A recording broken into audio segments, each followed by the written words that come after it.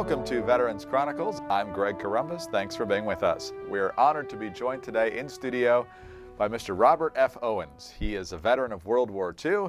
He is a veteran of the United States Marine Corps and was a member of the historic Montford Point Marines. And sir, thank you very much for being with us. Thank you. Let's start at the very beginning. Where were you born and raised? Atlantic City, New Jersey. Was there much of a military history in your family? At the age of 5 or 6 years old, I used to go to store for my Uncle Phil, and he was a World War I veteran.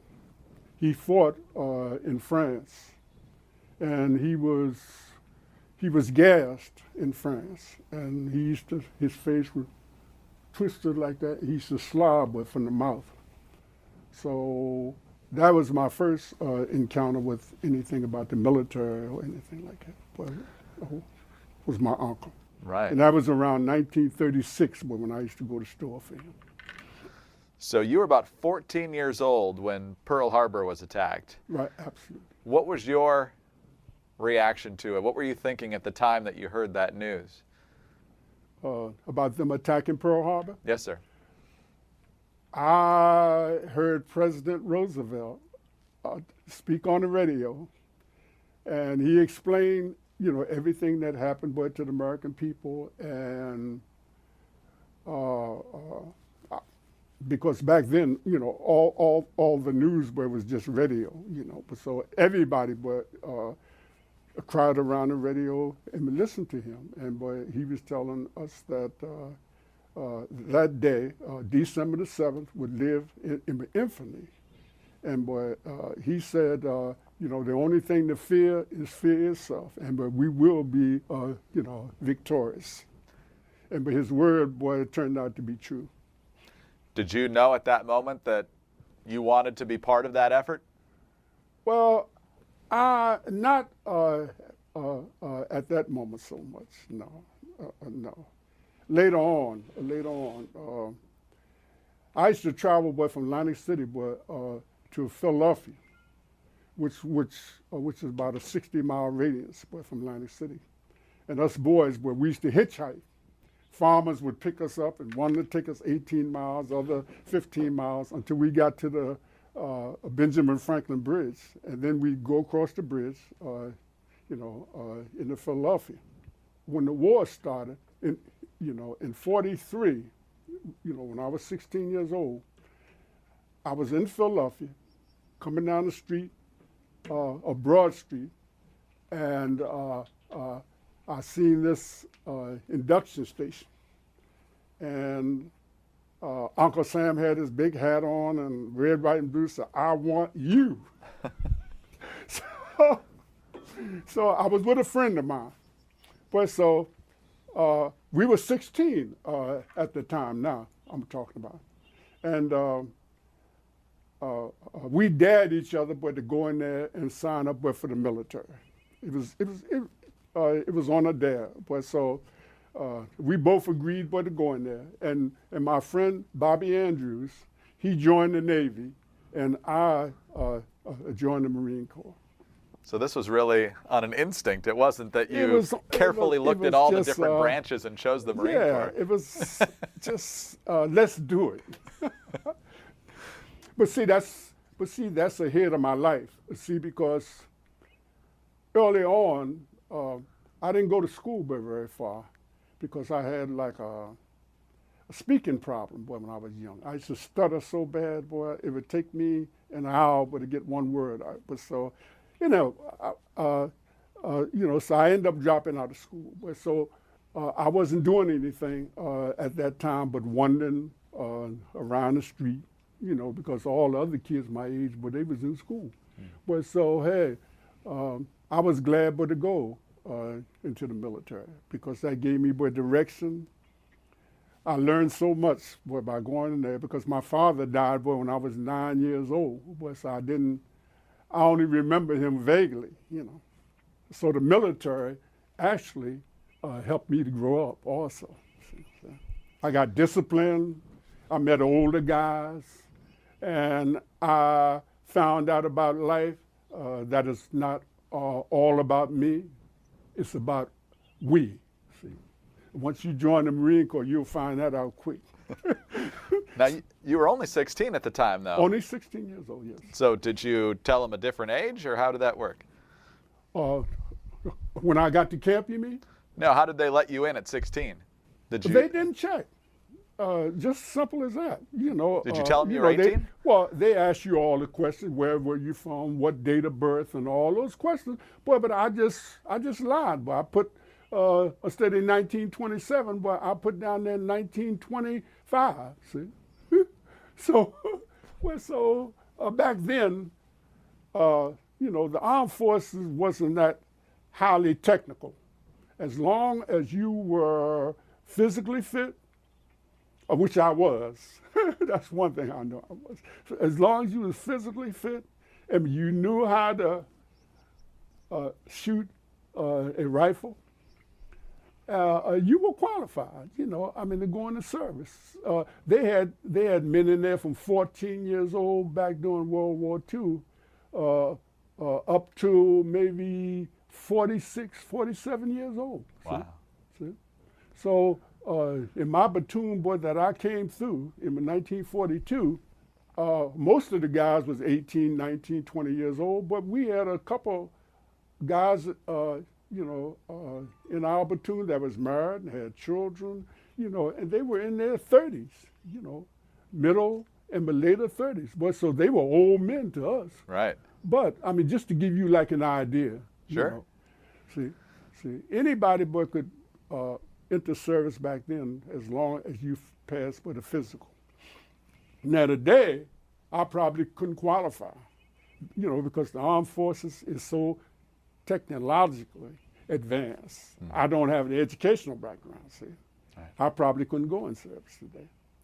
So once you signed up, where did they send you? They sent me to Montford Point. They call it Montford Point, Camp Lejeune, with North Carolina. But Montford Point was a base for black Marines. The armed forces was segregated. Absolutely. Mm-hmm. What was training like for you? I thought they was trying to kill me. The first day I was in service, I'm telling you, and I still had my Jody clothes on, civilian clothes. Let me tell you, I'm using military terms. I still had my civilian clothes on, and the DI, he was walking down the aisle giving us instructions about the transition from civilian life into military life. And it must have been about 100 new recruits that he was talking to. We were lined up. And he told us different things. He said, you call it like a rifle. He said, you don't call a rifle like a gun. Most city kids like I was would call guns a gun. A rifle don't make no difference. It was a gun back then. But so he explained what the difference. And then he told us, he said, you would be known, a steady Robert Owens. He said, you would be known as Private Robert Owens. So he went and talked for another 15 minutes. And who should he come up to and ask, what is your name? About 15 minutes later. And I was big and bad, but I thought I was big. I said, my name is Robert Owens. He said, step out of line.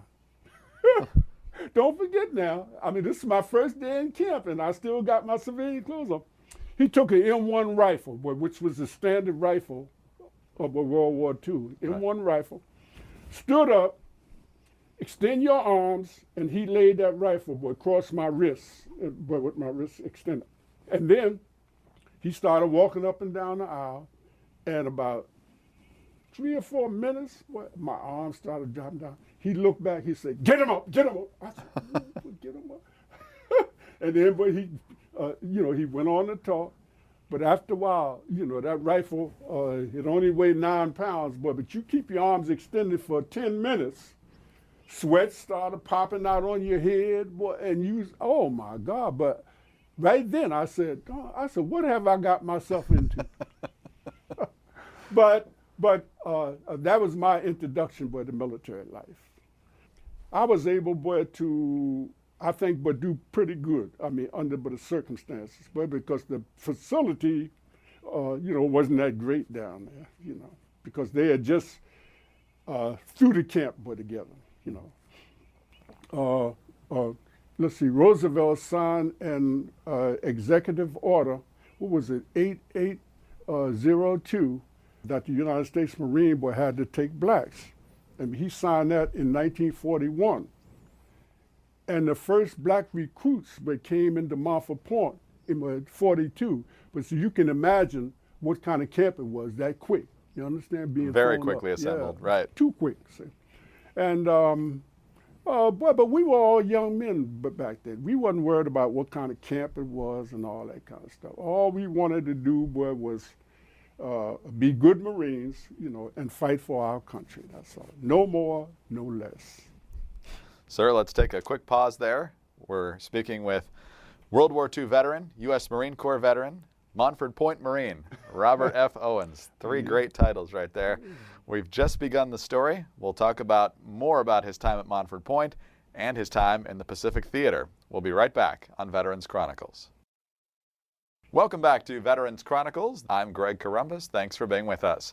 Honored to be joined in studio today by World War II veteran Robert F. Owens, veteran of the U.S. Marine Corps and a member of the Montford Point Marines. And sir, we talked a little bit in the previous segment about the fact that President Roosevelt signed an executive order ordering the Marine Corps to recruit black Americans into the U.S. Marine Corps. Right. What was your thought on entering a segregated military? I really didn't think about it but that much back then, because segregation was part of my life back then anyway. Although I was born in Atlantic City, New Jersey, it wasn't blatant segregation like it was with down south, but I remember when I was a kid, and we used to go to the movies, we had to sit on the side, and all white folks sat in the middle. So I went to a school that had all black teachers back then. I remember the city police force. We had black cops, that patrolled the minority neighborhoods back then. We had our own policemen, and the white folks had their own policemen. But so I grew up, from the time I was born. That's all I ever remember was things like that. So it wasn't that bad in a sense. I mean, that way, See, I was used to it. So there was never any thought of, well, a country that separates me is not a country worth fighting for. You never had that idea. No, well, not really. But, I always thought that, hey, this is my country too, because, hey, back in 43 when I went in service, we had been in this country close to 400 years in. And we've been in this country longer than a lot of immigrant white folks, but they come from Europe. So I felt, that, what my ancestors had done, but to make this country wealthy and all, I'm an American citizen. I don't know nothing about Africa or nothing like that. All I ever knew, was Americanism. That's all. After you finished basic training, you still stayed at Montford Point for a while. What did you do then? Well, not too long. I didn't stay there too long. I was shipped out to Philadelphia. But after I finished a basic training, they gave us like a furlough. I think I had an 8-day furlough, and I come back to Atlantic City. And then I went back to the base, and they sent me to Philadelphia, to the quartermaster warehouse. And the reason why they picked me is because I was from the North. See? Most of the black Marines that was there at the time, they were mostly Southern boys. See? And they didn't have much experience about living in cities, which I was from Atlantic City, and I used to go to Philadelphia anytime. But so I knew both cities. So the Marine Corps at the time, but they didn't have like a base where to stay on. So they gave us a subsistence pay, so you could live anywhere as long as you come to the quartermaster every morning, and do your job. But so I did that for almost a year. I did that practically most of 1945. What were your duties as the quartermaster? Shipping different items, but all across the country, but at different bases, and even shipping some of them were overseas. But during that time, but so it was almost like a job to me. Absolutely, it was. Yeah, Absolutely, it was. So I remember when Roosevelt died. I was coming out of a cleaner's. I never will forget. I was having my uniform cleaned. I was coming out to cleaners on 15th Street, and people was, Roosevelt just died. But people was crying, and oh man, boy, I said, what? He was like a savior to us, because not only did he sign an executive order, but for us to be accepted into the Marine Corps. He was the one that saved my life and my mother's and sisters and brothers' lives, because I was born in 1927, and the Depression hit in 1929. I remember I started school in 1932. I was 5 years old. We used to go in the soup kitchens, and they would give us soup and hard bread. That's all we had to eat. Well, but then Roosevelt, he got elected, but he started giving us, my mother, it depends on the side of your family, all kind of commodities. See, so he's the one that really brought us through. He was like our savior back then. See, so people loved him. People loved him. I don't care what color you are. Color don't make no difference. Hey, everybody loved white and black. If you don't believe it, look at some of the old clips of him coming down Constitution Avenue, and look in the faces of all them people lining up. But it being in farewell, everybody is crying. I mean, that's what type of president he was. Sir, let's pause right there. We'll be right back on Veterans Chronicles and our conversation with Robert F. Owens. Welcome back to Veterans Chronicles. This is the Radio America Network. I'm Greg Columbus, honored to be joined in studio today by Montford Point Marine Robert F. Owens, veteran of World War II and the U.S. Marine Corps. And sir, we were just talking about your assignment as a quartermaster in Philadelphia, Yes. and that was around the time of the death of President Roosevelt. That's so right. We're getting very, very late in the war. That's right. What was your reaction when you found out, really just a few weeks later, that the Allies had won in Europe, and then a couple months after that it was over in the Pacific? I was happy. I was happy because, the war was devastating. I mean, it wasn't no plaything now. Hundreds of thousands of men were killed. Millions of people all across the world was killed. And the general public back home really don't get to see, really the tragedies of war, So I was happy. Absolutely. That wasn't the end of your service, though. You were sent to the Pacific, to Guam. I was sent back to Montford Point, and they sent me out to Camp Hamilton, California, and from there we went to the island of Guam. And we relieved the combat Marines, and we did guard duty over Japanese prisoners of war until they were repatriated and sent back to Japan. But so I stayed on Guam for 9 months. That was my duty, mostly guarding Japanese prisoners of war. And I come back to the States.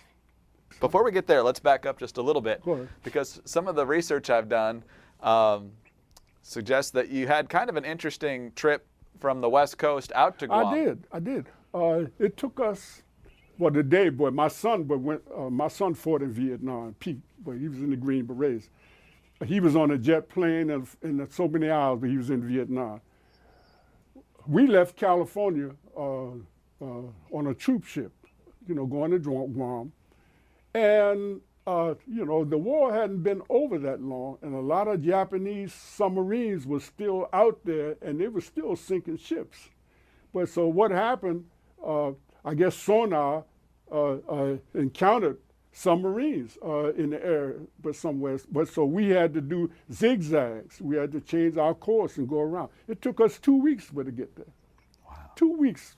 But so all we do, we was on deck and we played cards. We shot dice, shot crap, and just shoot the breeze. That's all, nothing to do. But it took us 2 weeks to get there. What was it like dealing with Japanese prisoners? It wasn't too much interaction with us. I did my job. That's to keep them from escaping. But they had their own interpreters, which means I couldn't speak for Japanese. But so they would pick out a Japanese that knew English and Japanese. But so he would give them orders what to do and all that, see. But I just did guard duty over them, that's all. Were they compliant? Oh, very much so. They were just as happy that the war was over as we were, see? Because they knew that a lot of their comrades, was left behind. So I guess they figured, just like any other person, that survived, I guess they figured, well, thank God, I'm still living. So I'll get to go back home. I'm only guessing, but that's probably what they thought. I had one of them, to ask me for a white handkerchief. I mean, he took it back to his compound overnight, but he drew Mount Fuji on it. I don't know how he did it, but he brought it back to me next day. He gave it to me as a gift. Did any of them ever give you any trouble? Not really. Not really. Not really. I think, just like I said before, they knew the war was over. And hey, all they want to do now probably is get back home with their families, So it was mutual feelings, Hey, we all felt the same way. Did you deal much with the citizens on Guam? Well, no, but not that much, not that much. They didn't deal with black Marines that much. I don't know who been there ahead of us, but they had a thing, that they thought, that we weren't altogether human or something, So we just didn't bother with them after that. We tried to be, because see, we as a people, we try to be, inclusive.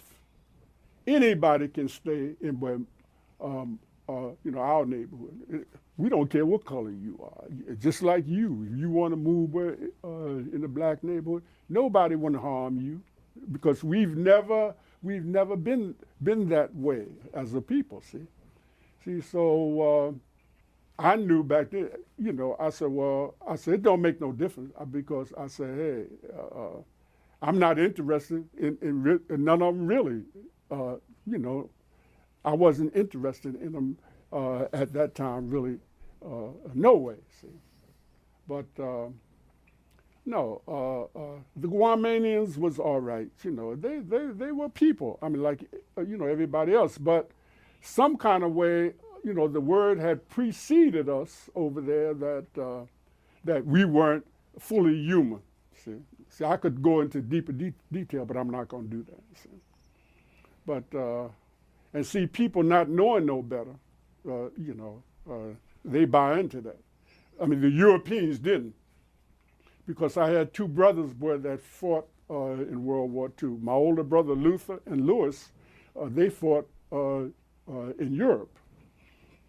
And after the war, they told me about their experience.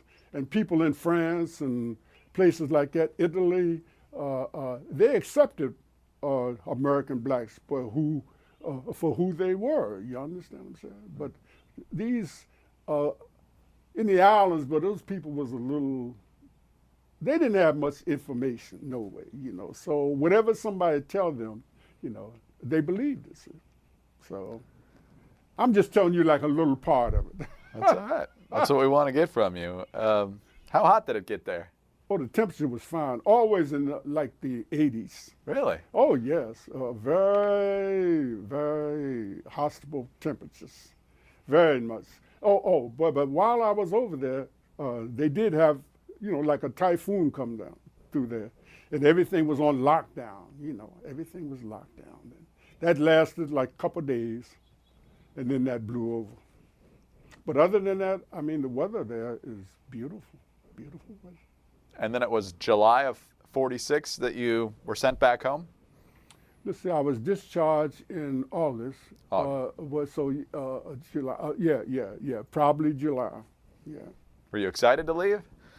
I was happy, always happy to come home. I've been all over the world, but I was in Africa. I was in Nelson Mandela's cell even. Yes, I got a chance to go in there. I've been to West Africa, I've been to South Africa, but you know what? There's no place but like home, see? No place. See? Those people, boy, that leave here 10, 15 years down the road, they fight, but to try to get back here, see? So yeah, America, boy, is a great place to live. So it was just a couple of years after you left the service that President Truman integrated the armed forces. That was in 1948. Mm-hmm. I think he integrated with the service through executive order. I think it was executive order, was it 9982 that he used. And that's why my son, boy, when he fought in Vietnam, I mean, the service, boy, was integrated. Right. Even Korea, in the 50s, 1955, but the service, was integrated. But so they never experienced that, segregation like that. But it's been a progression, because I look at it like this. When I was in Montford Point, the highest officer was a non-commissioned officer, but from private, but a sergeant. But that's all we had. But from second lieutenant on up, it was all white. Now today, we have a black Marine Corps, general. We have a black general today. So you can see the progression, see. Absolutely. What do you see as the Montford Point Marine legacy? Well, I kind of see it, but like Truman seen it. They didn't want us in there, to begin with. When the first black Montford Point Marines came in 1942, their DIs, which is drill instructors, they were all white. They were the holdovers from World War I. They was in service trying to finish their time out, like their 20 years and things like that. They didn't want us in there, period, and they made it very hard, boy, for us. See, I didn't, encounter them. When I went in 43, they had black DIs, but the ones that went in all through 1942, those guys said they caught the devil. So as far as I'm concerned, but the Marine Corps did more good, to me, than harm, because just like I say, it helped me grow up. It gave me discipline, and that even transferred over into my marriage life, because my wife and I had 9 children. And believe me when I tell you, my house was never dirty. She can attest to that. My house was orderly, and I used some of what I learned from the Marine Corps, to have an organized home, a loving home, but organized. Sure. People used to come in my house, and they wouldn't think, but that 9 people lived in there. They thought maybe it was 1 or 2. See, that's how my house was. See, so I learned a lot. See. Just a couple minutes left in our conversation. Tell us a little bit more about your life after leaving the Marine Corps. But I met my wife with Rosalie. And we married in 1947 or 87. And as a result of that union, just to make it short, because you got short, we had 9 children. We raised them all. But at that time, because people will say, well, why would people have so many children? But if I can explain to you just shortly, my wife, boy, came from Virginia originally. She met my father in Atlantic City.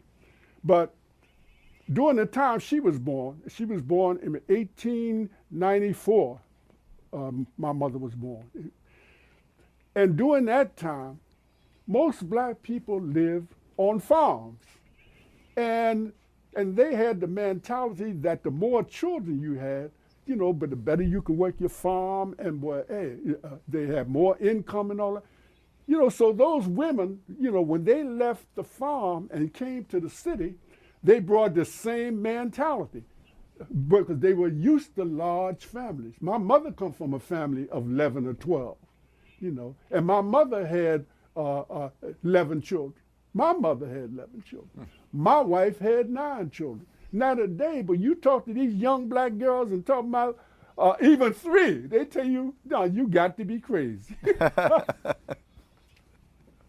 But, you know, but that was a mentality back then. You understand what I'm saying? Mm-hmm. But see, that's gone now because, I mean, even if you didn't have that mentality, you know, but today's prices, what price you ought to have in large families, you know, you can't afford them no more. Just simple as that. See? Exactly. See, so, I mean, that's the way it works. See? Just like back then, I used to smoke cigarettes. I used to go to movies and see all the white cowboys, everybody, Tom Mix, all smoking, cigarettes and all. I smoked cigarettes because that's the time I lived in. That's what I saw. You understand what I'm saying? Sure. Until I got older and learned a little better that cigarette smoking is no good for you. See, but it took me time to learn that. See, but it all depends on what time you were born, what generation you come along to. So that's the reason why our women had so many children back then, because when they were in slavery, you know, and they were on the farm after slavery, it was encouraged to have large families. Real quickly, what type of work did you do after leaving the service? Construction. In fact, I worked on the first casino that opened in Atlantic City. Really? In 1974. I worked on that one. When it wasn't no other gambling place but Vegas. Right. Then. And, and the first a casino that opened, it was, the old hotel was called the Hatton Hall, and they converted it into a casino. And, they were the only ones around, but for 2 years before they constructed like another one, and they made buku money. Oh, yeah. Buku money. It used to be lines. I mean, for 2 years, every day, lines were almost 3 or 4 blocks long, but to get in there. And then I think the Bally's, boy, was next. They come along about 2 years later, boy, but they build, boy, from the ground up. See? Mr. Owens, it's been a pleasure to talk with you. It's been a pleasure to talk to you, man. Yeah. Thank you for sharing your story. Yeah. Thank you for your service to our country. I was at the Pentagon. About 3 weeks ago. And we were celebrating the Marine Corps. I had a chance to shake, the Commandant's hand, 4-star general. Wow. Yeah, and I look at all those young Marines now, and they look like little babies. I even told one of them, I said, I wonder have I ever looked like you look. They look like little children. Well, but some of them been in the Marine Corps 8, 9 years. Well, but they look like babies. I'm telling you the truth. Well, so I had a ball meeting them. And I think they had a ball meeting me too, because, we had a lot to exchange. us. I don't have any doubt that they enjoyed Oh meeting yes, you. oh yes, oh yes, oh yes. Well, so I appreciate you having me here, and you keep up the good work. We'll do our best. Our guest this week has been... I know you will. I have no doubt. Our guest has been Robert F. Owens, veteran of World War II, the Marine Corps, and the Montford Point Marines. I'm Greg Columbus. This is Veterans Chronicles.